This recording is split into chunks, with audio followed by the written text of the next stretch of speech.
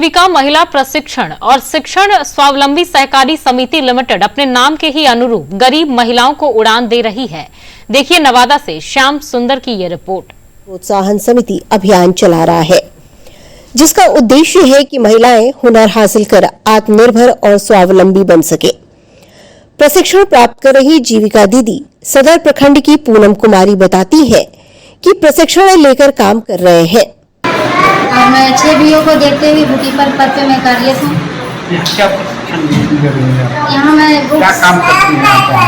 यहाँ मैं book keeper का काम करती हूँ और यहाँ मैं प्रशिक्षण लेने के लिए आई हूँ बुक्स ऑफ रिकॉर्ड पे। समाई पंचायत की गुरमाहा की रहने वाली एक अन्य जीविका दीदी ने बताया कि कभी जीविका से सदस्य के रूप में जुड़ी, बढ़ते बढ़ते आज प्रशिक्षक बहन बन गई है। काफी परेशानी से गुजरे लेकिन आज खुश है। नवादा सदर में सर्वोदय सील के तहत समाई पंचायत में 6 बीओ का लेखांकन करती है।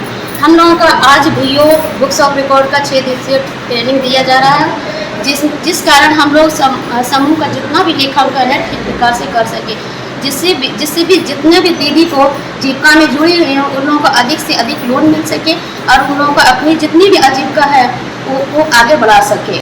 प्रबंधक कम्युनिटी फाइनेंस प्रवीण कुमार झा जो महिलाओं को ट्रेनिंग दे रहे हैं वो बताते हैं कि ग्रामीण विकास विभाग द्वारा ग्रामीण क्षेत्रों में गरीबी दूर करने के लिए एक मौन क्रांति चलाई जा रही है जिसके लिए उन्हें आत्मनिर्भर बनाने की कोशिश है।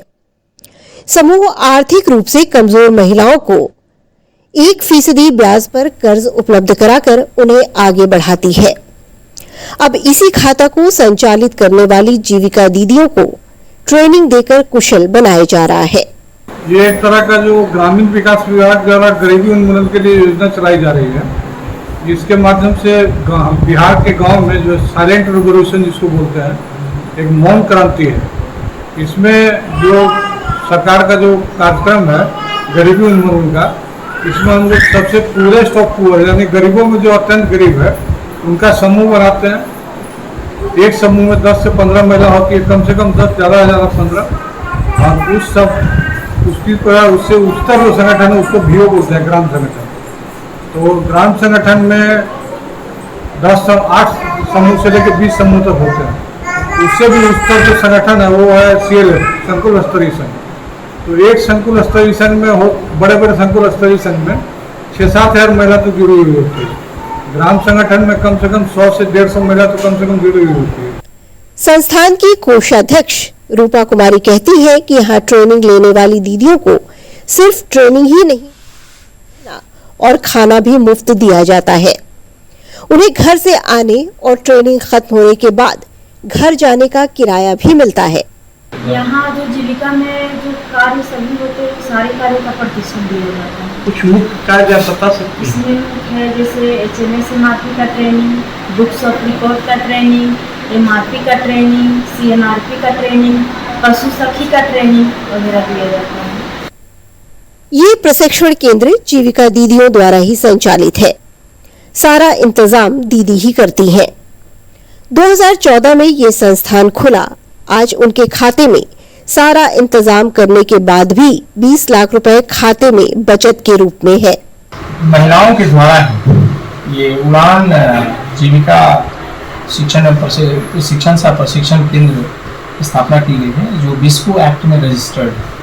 और जीविका से संबंधित जितनी प्रशिक्षण होती है वो सारे प्रशिक्षण को वहाँ पर कराया जाता है और उनके सारे प्रबंधन जो उन्हीं दीदियों के द्वारा किया जाता है, चाहे वो खाने का हो, रहने का हो और या फिर प्रशिक्षण देने की बात जो है रिसोर्स पर्सन वगैरह को अरेंज करने का, ये सारी उनको, और वो अपने से बुक कीपिंग भी करती है।